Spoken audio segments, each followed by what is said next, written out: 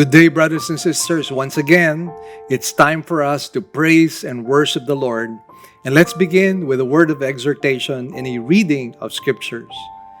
You know, if you are a keen observer of life, as well as a sincere, genuine seeker of the truth, it is impossible that you will not discover truth. Why?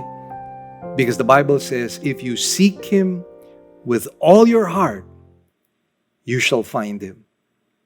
And this is something that has happened with people who have sought the Lord and who have asked God to reveal to them truth. They have found truth because God enables and empowers those who are truth seekers. And as I mentioned to you, if you are a keen observer of life, if you happen to be quite objective about the things that you normally see, it's impossible that you do not see God. In fact, I've talked to so many doctors who have been blown away by the human anatomy. They are so amazed with the function of every organ of our body, the brain, the heart, the liver, the kidney. The human anatomy in itself speaks of an intellectual being who created us. Not only an intellectual being who created us, but a powerful being whose perfect mind and whose perfect power has created not only us, but this entire universe. And this is exactly what David wanted to communicate in Psalm chapter 19, which I would like to read to you. It says, "The heavens are telling of the glory of God, and their expanse is declaring the work of His hands. Day to day pours forth speech, and night to night reveals knowledge. There is no speech, nor are there words. Their voice is not heard. Their line has gone through all the earth, and their utterances to the end of the world. In them He has placed a tent for the sun." So notice what David is saying here. Heaven has a message. Earth has a message. And what is the message of heaven and earth? The glory of God. All of creation is shouting the existence of this God.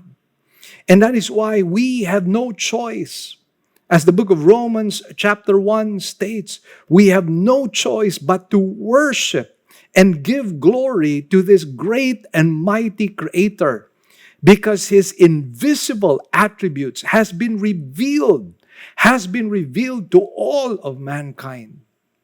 And you can understand the fact that if we do not respond to this revelation of God, the wrath of God shall be poured out upon us. And rightly so.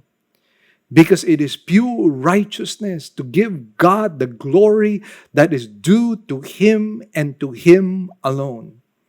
And sadly, we are told in Romans chapter 1 that people have exchanged the glory of the invisible God to things that you and I should not even worship. And that is why worship is such an important element of our Christian lives. And I'd like to invite you right now to please rise from your seats and let's all worship God together.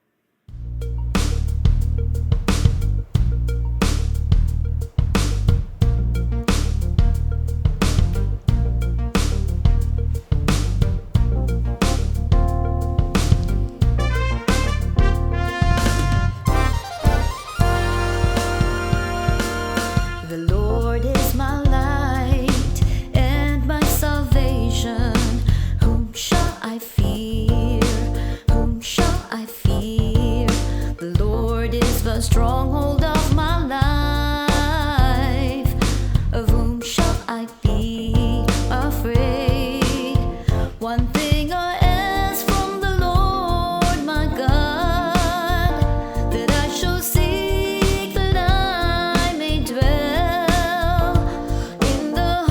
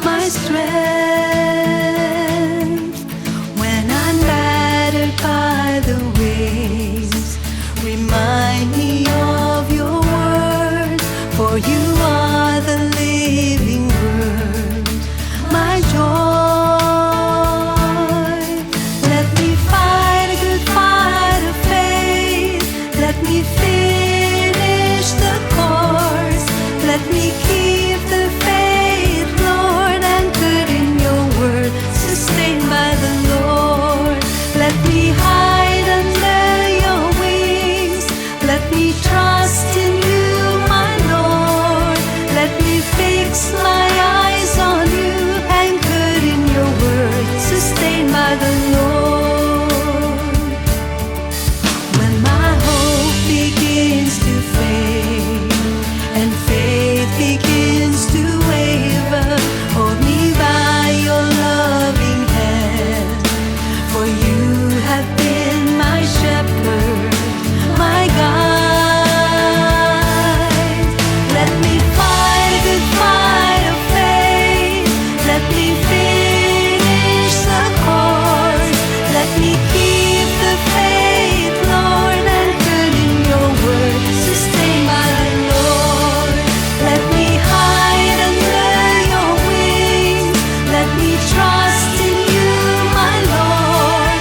Let me fix my eyes on you, anchored in your word, sustained by the Lord. For the Lord is my shield. I will not be shaken, though the journey seems so hard. I will follow you. For the Lord is my strength. I will not grow weary, though the battle is fierce. I will trust in you. Let me fight a good fight of faith. Let me finish the course. Let me keep the faith, Lord, anchored in your word, sustained by the Lord. Let me hide under your wings. Let me trust in you, my Lord. Let me fix my eyes on you, anchored in your word, sustained by the Lord. Anchored in your word, sustained by the Lord.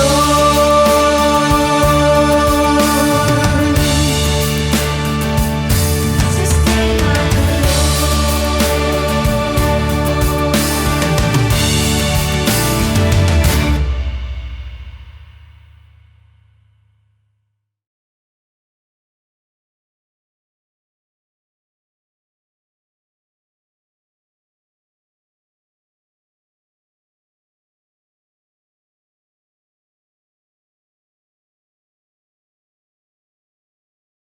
This pandemic crisis that you and I are in is not yet over. In fact, right now, a lot of people are becoming very, very worried because of the so-called Delta variant. And it's been quite sad that we are losing some people in our beloved Christian community. As of this time, here in Cebu, 6 pastors have passed away as a result of COVID-19. And it's not just those pastors who passed away because of COVID-19. There are many others. And right now, there are ambulances that are lining up in the hospitals. A lot of people have been waitlisted. A lot of people have been suffering during these difficult times. And the suffering seems to have no end. Some of us are suffering health-wise. Some of us are suffering economy-wise. Some of us are suffering emotionally.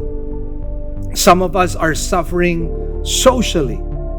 So there are many, many reasons why we as a people are going through very difficult challenges. And all the while we thought that this is going to be soon over, but it is not yet over. So the question, of course, that we would like to answer, or rather ask, is where do I find hope? Where do I find consolation and solace for my soul? Well, I have good news for you, brothers and sisters. You and I know that the Bible inspires hope. The Bible inspires faith. The Bible inspires courage. And aside from that, we thank the Lord for literature that is quite helpful. And I'd like to announce to you that I have a brand new book which I wrote together with other authors. And the title of this book is This Season of grief. And this is all about stories that happened mostly during the time of the pandemic. People losing their homes, people losing their parents, people losing their jobs, people losing their children. And I would say that in the midst of all the crisis that all of the people went through, that I myself went through, I found hope in God. And this book, the seasons of grief, or this season of grief, will be able to provide that. You can buy a copy of this in our church or in any of the OMF bookstores. This is only for 275 pesos. You can order this book. God bless you all.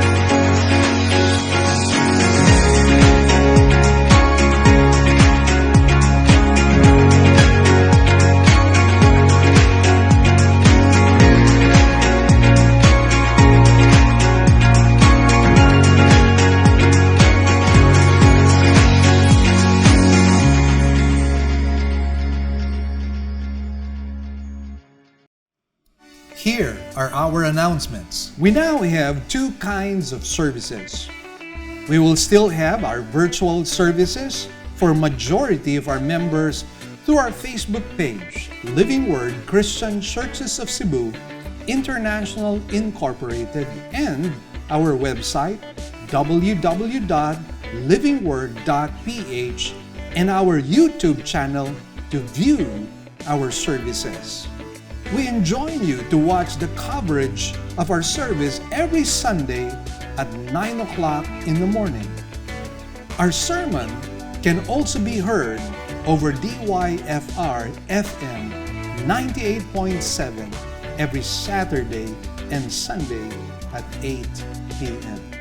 Good news, brothers and sisters, Enough is Enough is making a comeback in our church right now. And we are selling it again at 275 pesos here in our church. And you can get a copy right now and share it among your friends. I have great news for you coming from our International Bible Institute. I am happy to announce to you that very soon we will have a batch 5 who will soon graduate from the 19 courses that are found in International Bible Institute. We have around 50 students who will be receiving a diploma all the way from London. They will be receiving that diploma from London for biblical studies. And I'm so proud and so honored to be able to witness that graduation exercise, which will be happening very soon this coming August. Having said that, we are now starting a new batch. We are starting batch 6 right now. And so we're going to begin right at the very top.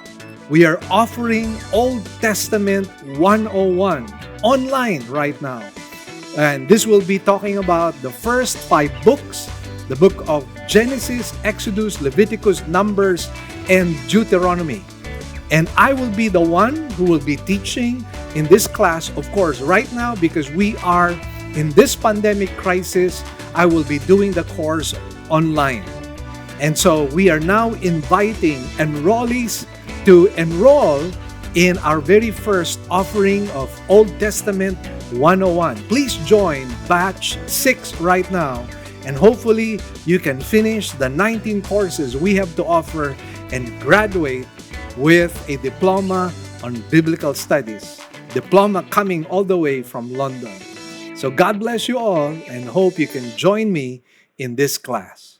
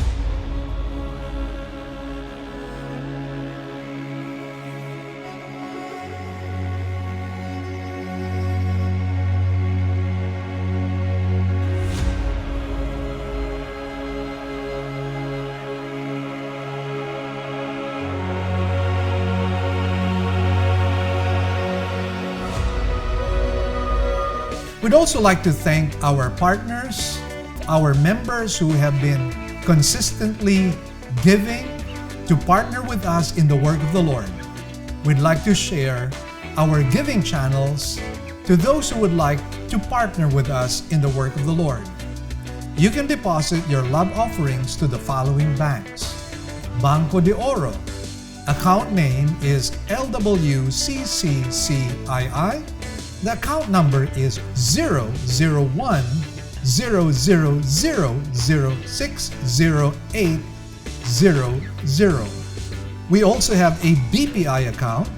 Account name is Living Word Christian Ministries, Cebu Incorporated. Account number is 1021023481. Finally, we have RCBC. Account name is LWCCCII. Account number is 14520052886. You may also send your love offerings and donations online through our website. Go to www.livingword.ph and click Give, and then a dialog box comes out of it. Kindly click on your giving preferences. Thank you, and God bless.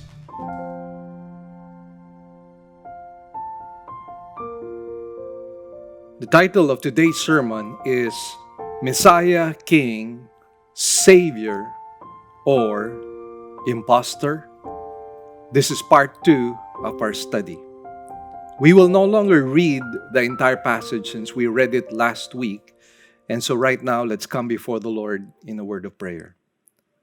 Our Heavenly Father, we thank you and bless you for this blessed time you've given us, O God, once again to study your word. And I pray, Father, that I might be a blessing to those who are listening right now. I pray, Father, that the word will go forth in all its power, accompanied by the anointing of the Holy Spirit. I pray for myself, Lord, that you will supply me with your wisdom, and you will supply me with clear speech so that your people might be able to comprehend your truth. And Lord, let it set people free. And Lord, whatever has been achieved today, or whatever will be achieved today as well, we will give you back the glory, the praises, and thanks. In Jesus' blessed name we pray. Amen and amen. Now, previously, in our study last weekend, we talked about the genealogy of the Lord Jesus Christ, and we said that it somehow proves that Jesus is the promised Davidic king, Messiah, as well as Savior of the world. I believe that with that comprehensive study of the genealogy, it is now beyond question that Jesus indeed is the true Messiah, the true Davidic king, and the true Savior of the world. And for us who are believers in Christ, what a great blessing this is. What a great encouragement this is. Because now we know that our hope is genuine, our eternal destiny is secure, and we thank the Lord that we had been chosen, elected by His sovereign grace to become part of His kingdom. And of course, our prayer is that because of this very credible proof and evidence through this genealogy that Jesus is indeed the Savior of the world, that more and more people might come to Christ and receive Him as their personal Lord and Savior. Now, as much as we would like to move on from this genealogy, I believe that there are some very important peripheral lessons that we can get out of this particular genealogy. And that is what I intend to do, because we do not want to miss out on the riches of lessons that we can derive out of this genealogy. So I will be sharing to you some gleanings that I have had in relation to this particular genealogy, and there are 4 important lessons which I would like to share to you. And the first would be the connection of Jesus to Abraham and David. Number 2, the prophecy about Judah and Israel and its connection to the Messiah. Number 3, the genealogy and its story of grace. And finally, the fulfillment of the Davidic covenant. So let's dive into our study and let's talk about the connection of Jesus to Abraham and David. And at this time, I'd like to read to you Matthew chapter 1, verse 1. It reads, "The record of the genealogy of Jesus, the Messiah, the son of David, the son of Abraham." Now, what I would like us to do at this time is to do a little word study, because word studies reveal a lot of things. Now, the word genealogy is quite interesting because it can be translated as Genesis, beginning, or origin. So we could say that this is the beginning, the origin, or the genesis of the Lord Jesus Christ. Now, to a certain extent, we could say that the birth of Jesus Christ and the beginning of Jesus Christ is likewise a new beginning for the nation of Israel. Because if you will recall, in the intertestamental period, that is right after the prophecies of Malachi, there were 400 years of prophetic silence. And so they did not hear from any prophetic voice at that time. And then we find in the New Testament, John the Baptist comes into the scene. And as he comes into the scene, he begins to preach a message: repent, for the kingdom of heaven is at hand. He was supposed to herald the coming of the Messiah. And shortly after, you and I know that the Messiah came forth. He got baptized by John the Baptist, and we had this heavenly voice from up saying, "This is my beloved Son, in whom I am well pleased." And that began the prophetic ministry of the Lord Jesus Christ, his prophetic, priestly, and kingly ministry, I would say. And so this was really a new beginning, a new start. And Jesus was offering to Israel a new beginning, a new start. Because obviously, all throughout the Old Testament, it was a story or a history of failure before God. And that is why we had the Babylonian exile and the Assyrian exile, a testimony to the failure of the nation of Israel. And even when they came back from exile as a nation, we know that it was never the same. The times of the Gentiles had arrived. And what had happened was they had been trampled underfoot by many Gentile nations. And by the way, the times of the Gentiles still continue on. And that is why until the second coming of Jesus Christ, Israel will continue to experience difficulty, adversity, and even suffering. But anyway, having said that, what a breath of fresh air when Jesus Christ came into the scene. As the book of Hebrews says, that the Lord Jesus Christ has spoken to us in these last days. Now, it says here also that the record of the genealogy of Jesus the Messiah, and then it says, the son of David, the son of Abraham. What do you think is the significance of that phrase which says, the son of David and the son of Abraham? Well, first of all, it tells us that Jesus Christ was a true, full-blooded Jew. That was who Jesus was. And as I mentioned to you, his racial ancestry is part of the credible evidence that he is indeed the promised Messiah, the promised Davidic king. Now, the fact that it is told to us that he is the son of David and the son of Abraham tells us likewise that he fulfills and is related to the two covenants that were given to David as well as to that of Abraham. And I'd like to share to you the covenant with Jewish people which had first been made with Abraham. And it goes, let me read in Genesis chapter 12, verses 1 to 3. Now the Lord said to Abram, go forth from your country and from your relatives and from your father's house to the land which I will show you. And I will make you a great nation, and I will bless you and make your name great. And so you shall be a blessing. And I will bless those who bless you, and the one who curses you, I will curse. And notice this, it says, and in you all the families of the earth will be blessed. In you all the families of the earth will be blessed. Now, in what way will all the families of the earth be blessed through Abraham? Because we know that, directly speaking, there was no direct blessing that Abraham was able to impart to all the nations of the world. Having said that, we have to understand this is where the relationship of Jesus Christ to Abraham comes into the picture. The nations of the world have been blessed through the Lord Jesus Christ, through what he has done in Calvary.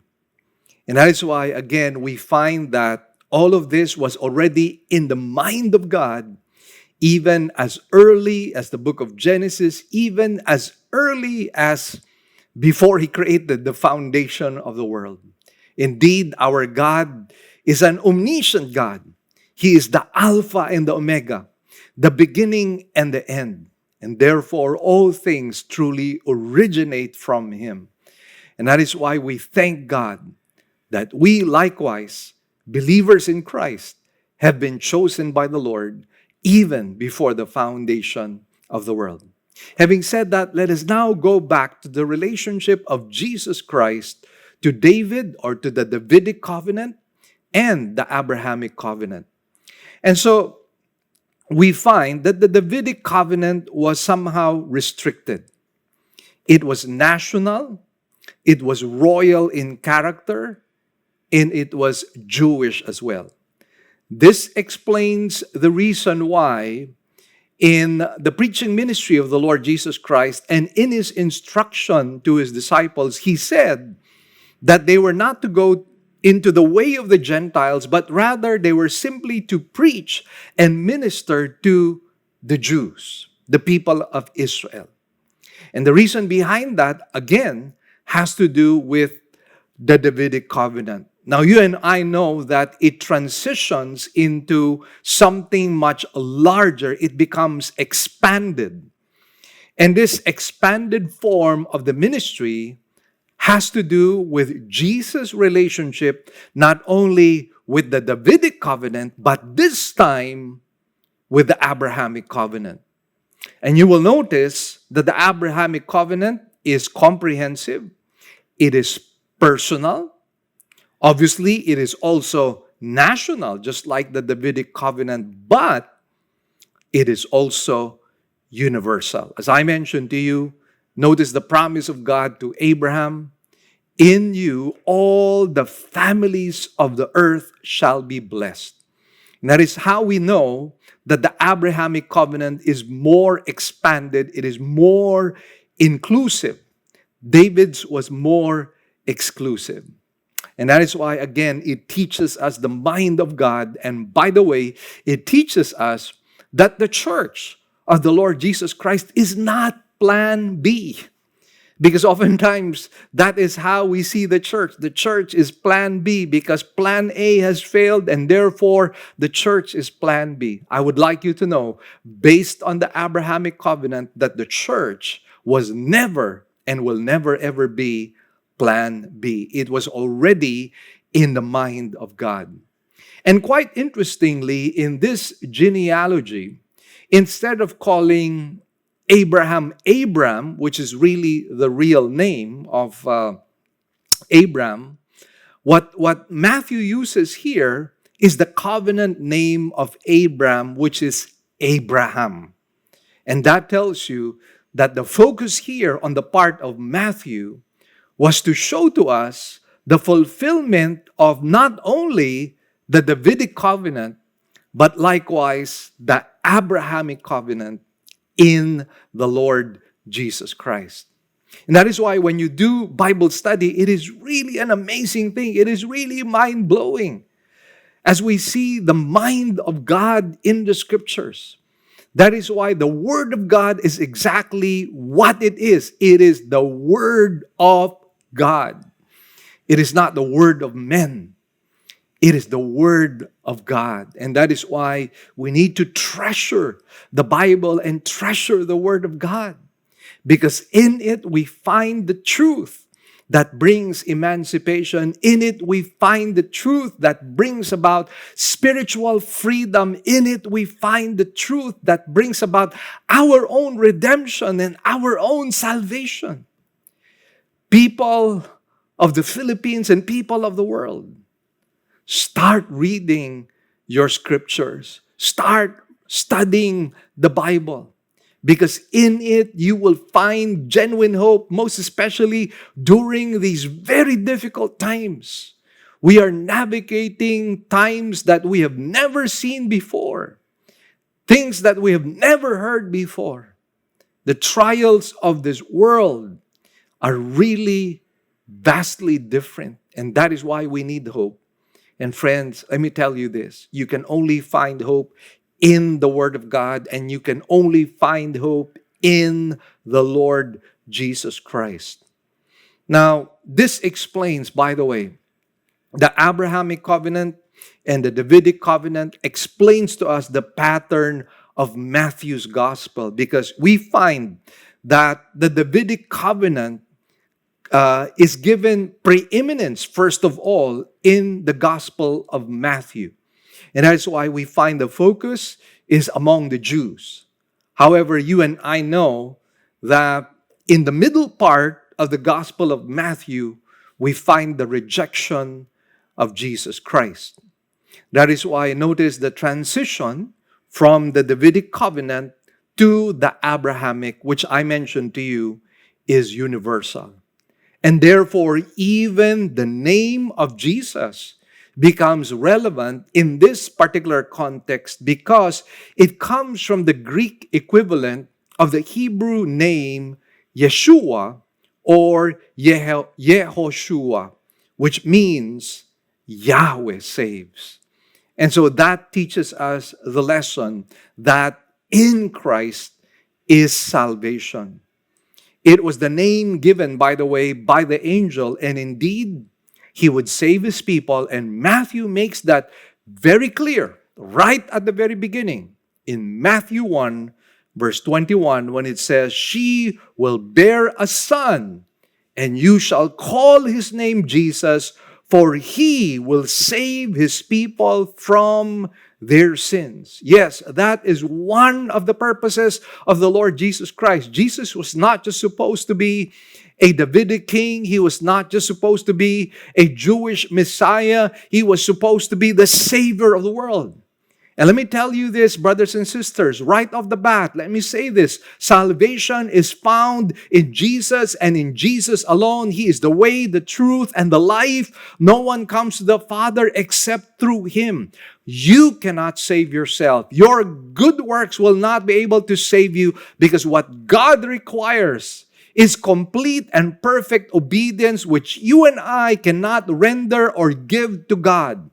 And that is why our hope is in the blood of Jesus Christ. Our hope is in the cross. Our hope is in the atoning sacrifice of Jesus Christ, which is sufficient and adequate for the salvation of our souls, because the blood of Jesus Christ covers our sins, past, present, and future.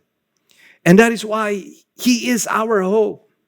Right now, we have a great sense of our mortality and our fragility. And right now, people are dying left and right. People we know. People who happen to be our relatives. People who happen to be our friends. People who happen to be our colleagues in ministry.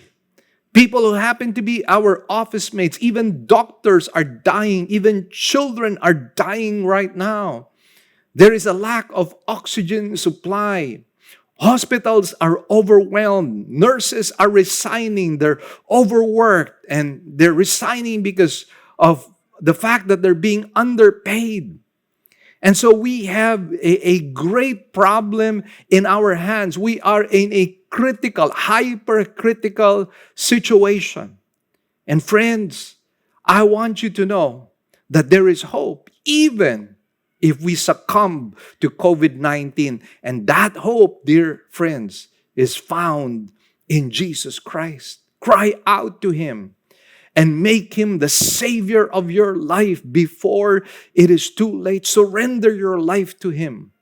Because if you believe in Him, if you have faith in the finished work of Jesus Christ, if you have faith in the person of Jesus Christ, it will save your soul. Your name shall be written in the book of life.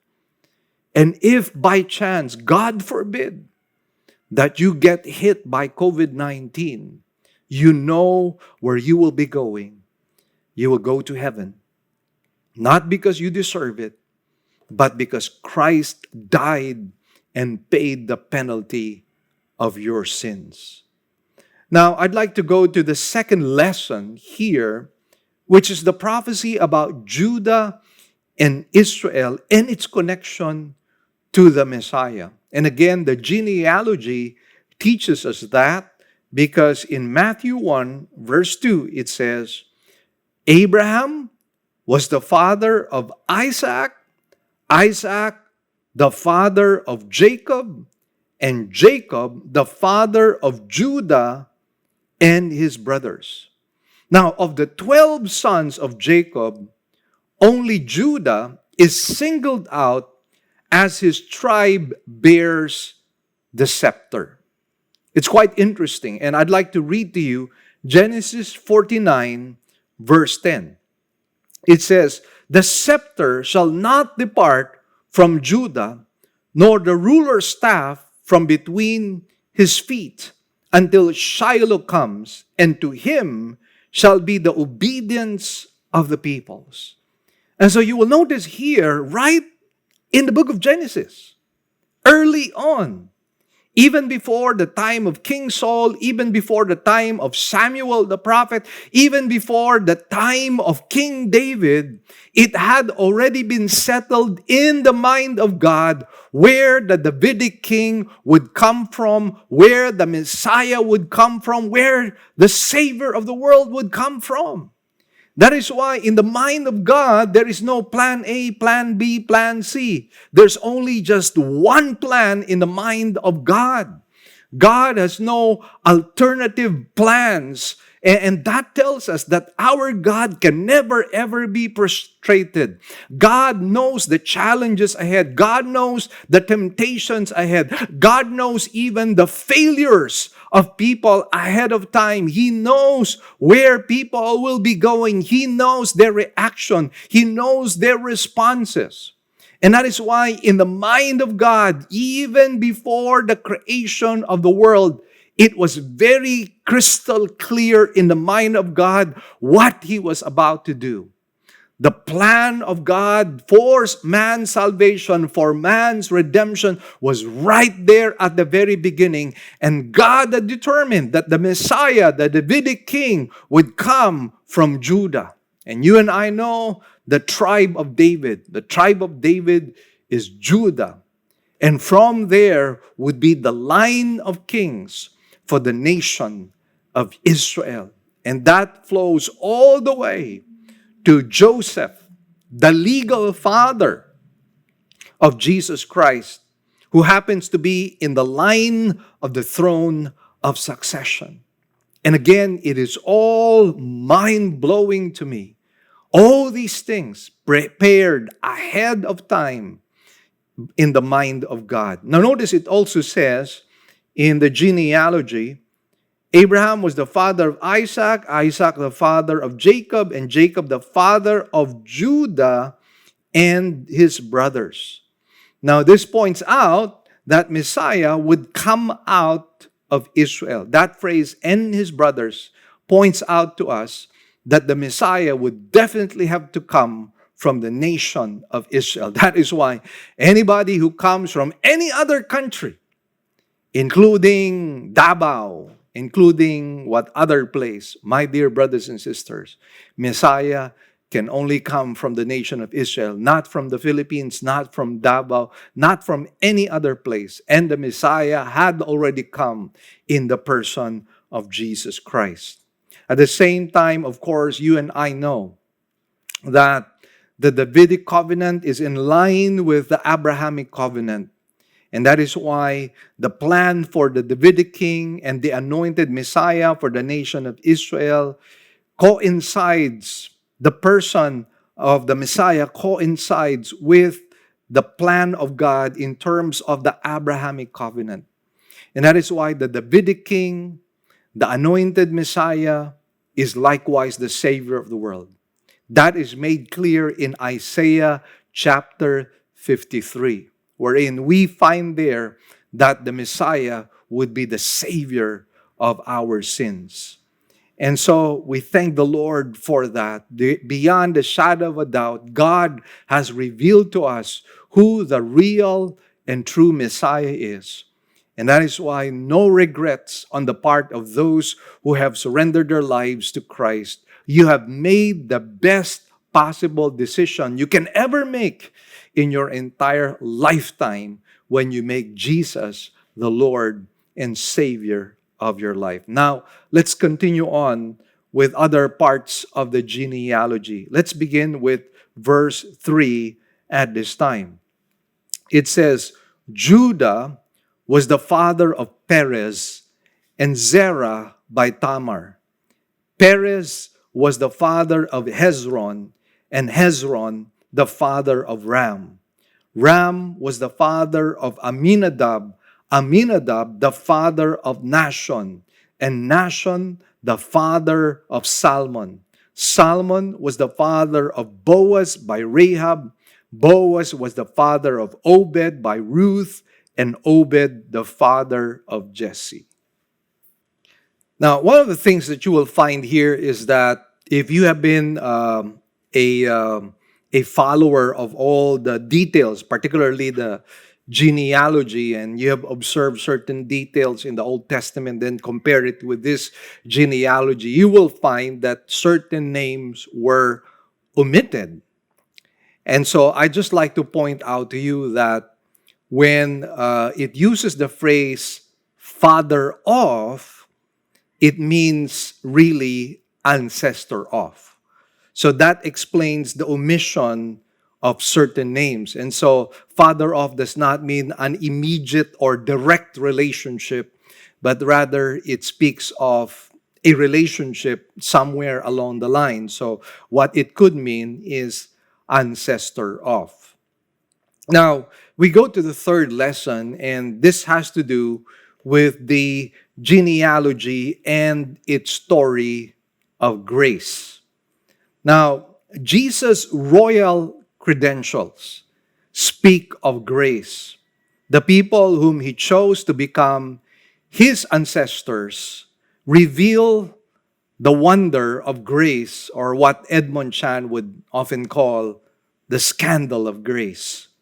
This gives hope to all sinners, because what we find here in the genealogy of the Lord Jesus Christ are people who are undeserving. People who had big-time failures in their lives. People whom you and I would say are totally undeserving. In fact, there would be some in this genealogy who actually deserve the full wrath of God upon them. Yet amazingly, God chose many of them to become his own ancestors. And so let's look at the list at this time. If you look at the list of Mary, Mary was an ordinary, unknown young woman. And I think I mentioned to you in my previous sermons that Mary was most probably something like maybe 13 or 14 years old when she got betrothed to Joseph.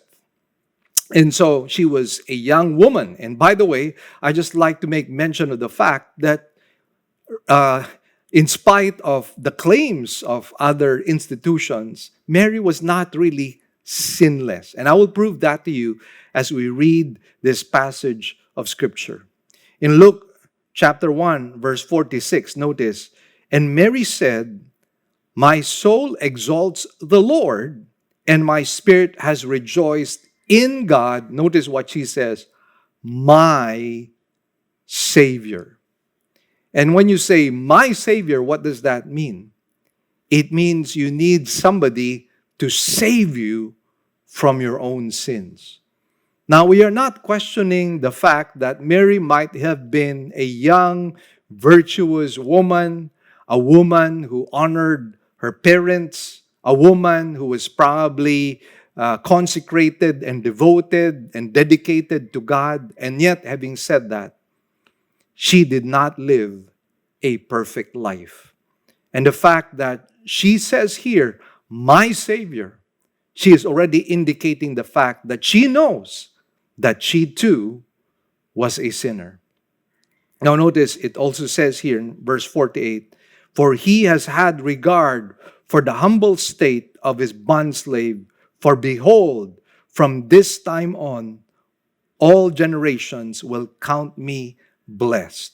And then if you have a look at Luke chapter 1, verse 28, it says, "And coming in, he said to her, 'Greetings, favored one, the Lord is with you.'" Now, let's go into a little bit of word study. The word favored means graced by God. It means that whatever she has received, it was undeserved. So again, Mary understood that, and here we find that the angel was declaring the fact that she was an undeserving sinner.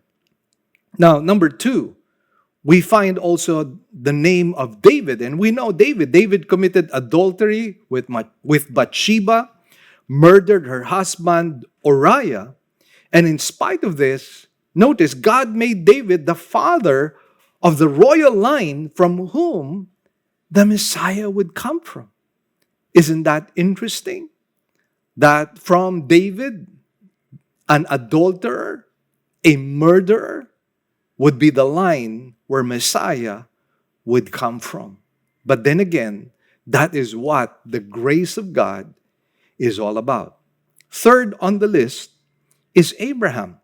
What did Abraham do? Abraham lied twice about his wife, claiming her to be a sister to two pagan kings. Why? Because he was afraid that if these two kings had an interest with Sarah, who happened to be a very beautiful woman, he would die. He might be killed by these pagan kings. In other words, what was he after? He was after self-preservation. He wanted self-preservation at the expense of his own wife. Instead of protecting his wife, he was handing them over to lions. And yet, God made Abraham not only the father of Israel, but the father of many nations. And then we find Jacob. Jacob was a deceiver. Now, also, we find the name of Solomon here. Solomon was morally corrupt, marrying hundreds of wives from pagan countries, taking on concubines. And these wives, by the way, eventually turned his heart to other gods. Guess how many women Solomon had in his life? 1,000. 1,000 women. All the playboys and all the polygamists of our day and time would be nothing in comparison to Solomon's polygamous life. And yet, Solomon is still part of this line where Messiah would come from. Then you have Rehoboam, Abijah, and Joram, and they were all wicked kings. They had a very bad reputation. They were wicked, oppressive kings. And then you have Manasseh, who was not only notoriously evil, he was probably the most wicked king in Judah. And again, God chose Manasseh to become part of this line. Now, this line also includes 4 women outcasts. And why do I say that they are outcasts? Because all of them happen to be Gentiles. And you know that Israel was not supposed to have any relations with Gentile people. And what happened here is we find Tamar, another Gentile, who disguised herself as a prostitute and had sexual relations with her father-in-law. So not only do we find that this lady was a prostitute, but she also committed incest with her own father-in-law. Now you have Rahab. Rahab was a professional prostitute, but she became the wife of Salmon and the mother of godly Boaz, who was David's great-grandfather. So isn't that interesting? David's great-grandmother was a harlot. We're talking about Rahab. And then Ruth. Ruth was a Gentile. And Israelites were not supposed to intermarry with Gentiles. Ruth came from the pagan Moabites, who, by the way, were products of the incestuous relations of Lot with his 2 daughters. Of course, Lot was made drunk by his own daughters, which makes the sin of these daughters of his quite scandalous. The daughters got their father drunk and had sex with him. And then you have Bathsheba, who was considered a Gentile. Why? Because she was married to a Hittite. She likewise committed adultery with King David. And yet, these women were included in the genealogy. So what are the things that we'd like to note here? Number 1, it is a beautiful testimony of God's grace and His sons because Jesus is the friend of sinners. I'd like us to read Matthew 9, verses 10 all the way to verse 13.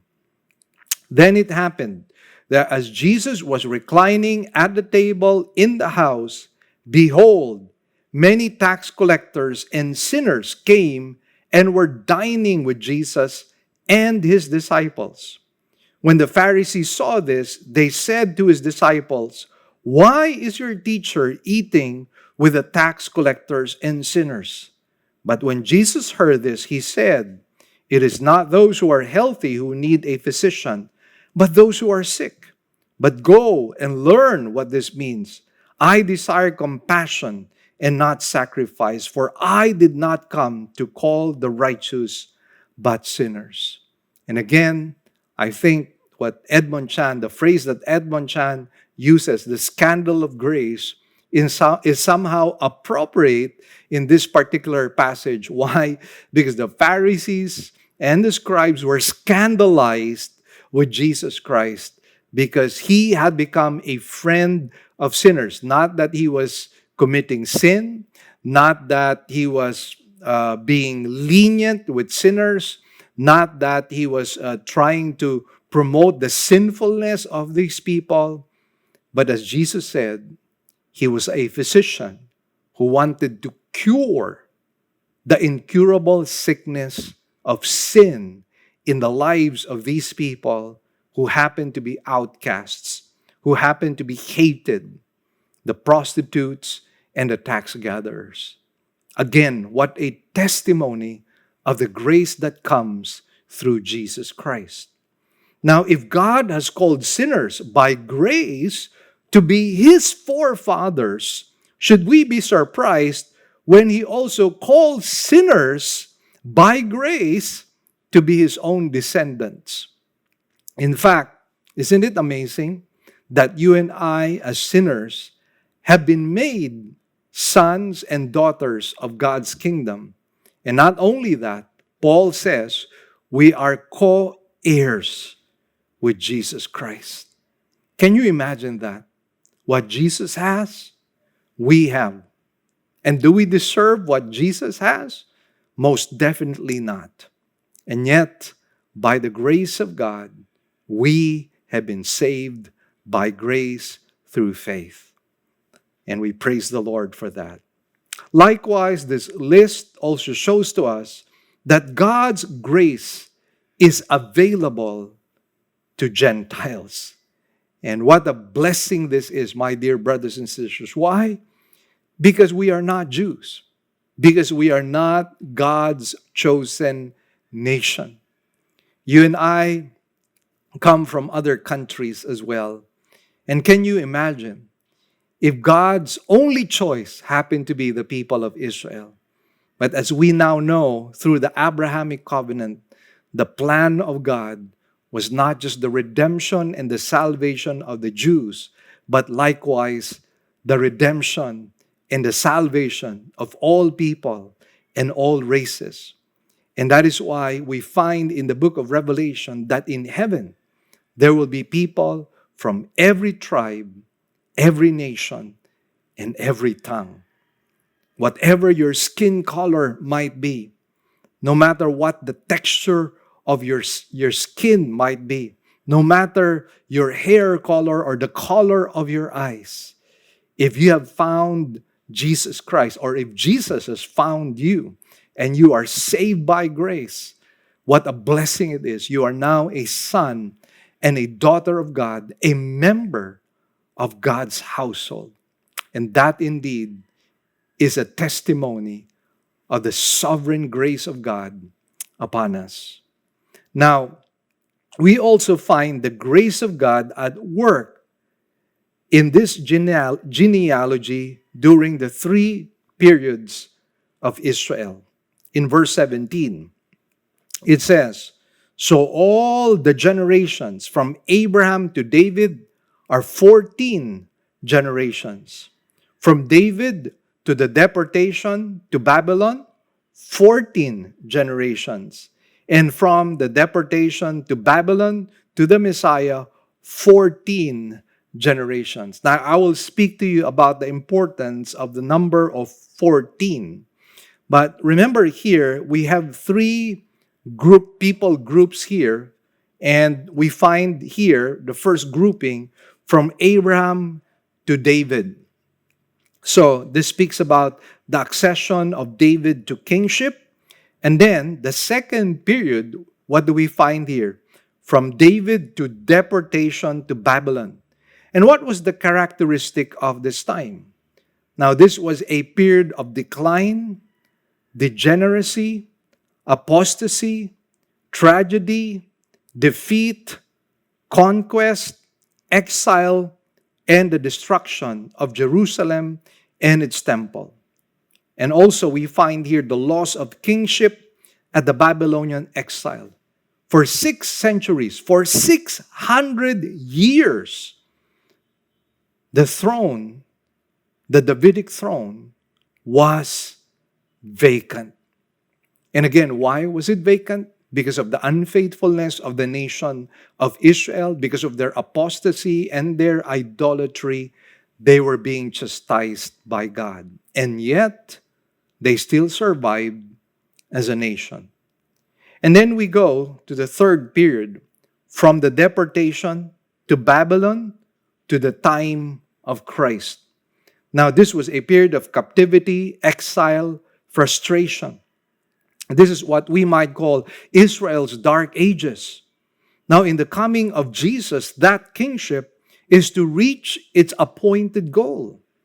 In spite of Israel's failures, through God's infinite grace, He sent His Messiah through them. And that's why we need to note here, in spite of the unfaithfulness of the nation of Israel, God remained faithful to His people. God remained faithful to His promises. God remained faithful to His covenants, the covenants that He had made to Abraham and to David. Our God never lies. When God makes an unconditional covenant, regardless of our performance, regardless of our unfaithfulness, God remains unchanging. God remains faithful. He is the immutable God. Now, of course, we are not in any way saying that because God is faithful, we should be faithless. Far from it. We should, out of gratitude, become faithful, consecrated, dedicated, and devoted to God. And I believe that is where we need to go. And as our final lesson, we find the fulfillment of the Davidic covenant. Remember, I mentioned to you the number 14. Why is it so important? Well, the numerical value of the name David in Hebrew happens to be 14. Isn't that quite interesting? By this symbolism, Matthew points out that the promised son of David, the Messiah, has finally come. And so this tells us that this is the fulfillment of the Davidic covenant in the person of Jesus Christ.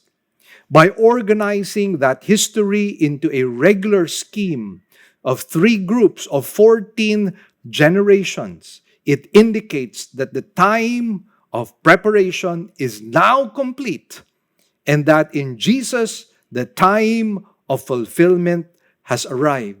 So all the promises in the Old Testament, all the prophetic promises relating to the first coming of Jesus Christ was now fulfilled in Jesus Christ.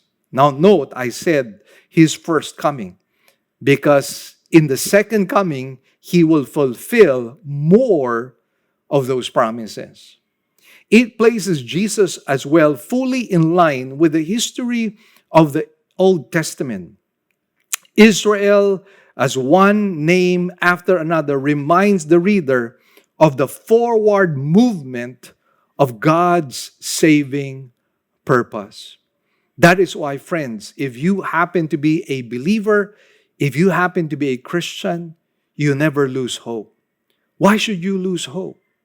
Because God is moving forward insofar as His promises to David, Abraham are concerned, insofar as His promises to the church are concerned, insofar as His promises to the redeemed people are concerned, insofar as the eternal destiny and future of God's beloved are concerned. We are moving forward towards that. And that is why, believer, you have to understand, our blessing, our ultimate blessing is not in this life. That is why the Bible says, fix not your eyes on things below, but fix your eyes on things above. Jesus said, lay not treasures here on earth, but lay treasures in heaven. Because that is where our destiny leads us. That is where ultimately all blessing will come to us. Because in eternity, there will be no more crying, no more weeping, no more pain, no more sickness, no more death. Everything will be perfect. And we will be face to face with this great and mighty Savior who suffered and died for us. Oh, what a blessing this is. So if you have not yet come to Christ, I plead with you, come to Christ now. Because as we had proven, In the past two preachings through this genealogy, we have proven beyond a shadow of a doubt that Jesus is the promised Davidic king, the promised Messiah, and the promised Savior of the world. Put yourself in the hands of God. Put yourself in the hands of this great and mighty Savior, Yeshua, our dear Lord Jesus Christ. Let us pray.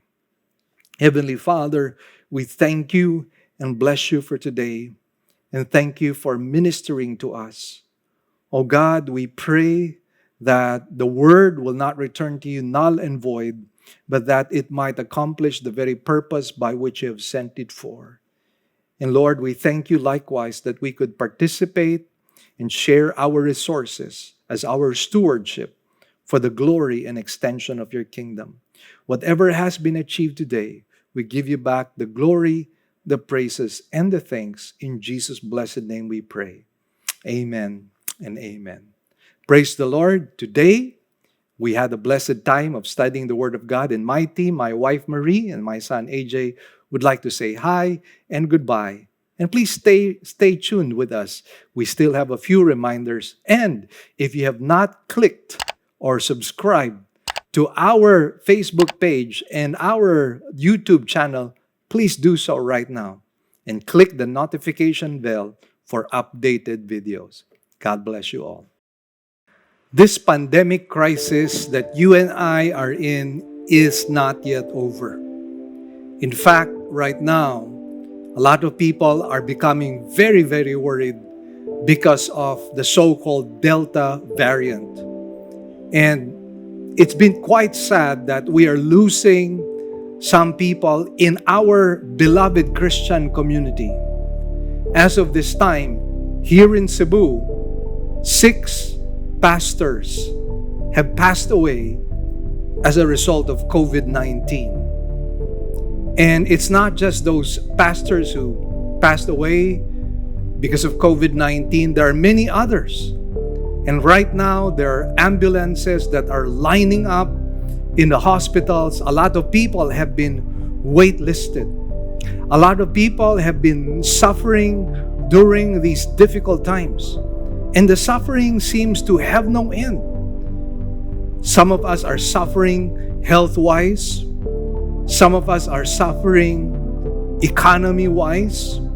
Some of us are suffering emotionally. Some of us are suffering socially. So there are many, many reasons why we as a people are going through very difficult challenges. And all the while we thought that this is going to be soon over, but it is not yet over. So the question, of course, that we would like to answer, or rather ask, is where do I find hope?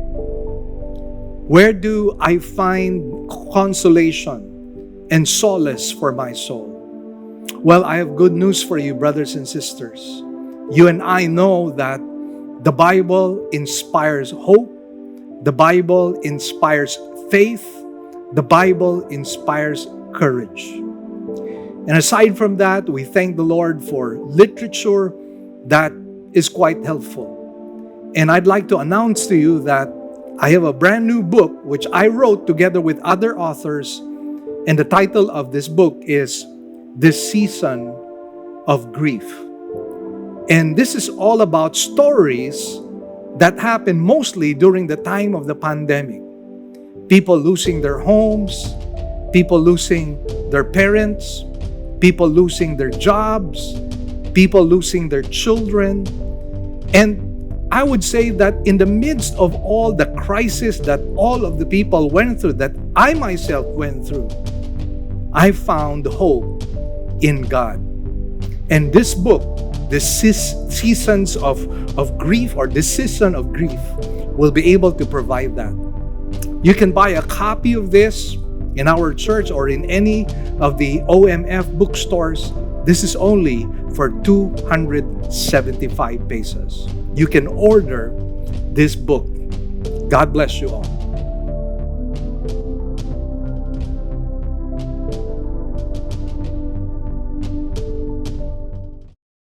Hi, this is Pastor Mel Caparros of Living Word Christian Church. One of the things that I've really been very thankful of, most especially in the past 3 or 4 years, is being part of OMF Lit as an author. OMF Lit is a mighty instrument that God has used to bless not only our own nation, but likewise other nations as well. Through OMF, the Word of God has gone forth in different parts of this world and in different parts of the Philippines. People have been edified, people have been encouraged, people have been inspired by the many books that OMF Lit has produced and likewise distributed. And I happen to be one of those people whom God has used through OMF Lit to be a blessing to many people, not only here in our country, but even abroad. And through OMF, I was able to write 2 books. One is this book, Enough is Enough, my very first book under OMF Lit. And this book talks about contentment. And this is a book I believe that a lot of people need to be able to read through. Why? Because many of us have many problems, and some of us have not realized that the problems that we have come about because of greed, because of envy, because of discontent. And somehow, this book will help you navigate through your spiritual life and your journey so that it can guide you, help you, instruct you on how to be content. You know, there's nothing like a contented life. There is just a stillness and a calmness that you and I will have when you and I are content. We rest in God, we rest in Him, because we know He is all-wise and all-loving. A second book that OMF Lit has distributed and produced, of course, for me is this book, More Than Enough. It talks about how to overcome our own trials. And you know, this 2020 and even this 2021 has been filled with so many trials. I mean, it's not just the pandemic crisis. There is unemployment. There's losing our own jobs. There's also the case of losing our social, life because of the thing that has caused us to distance ourselves with each other. And so it has resulted in not only death because of the pandemic crisis. There's some people who committed suicide. There's some people who have done things that they now regret. And again, we need to be able to overcome our trials. This book, More Than Enough, will help you navigate through the trials of life. So please do not forget, enough is enough and more than enough. Thank you, OMF. You are such a blessing to us.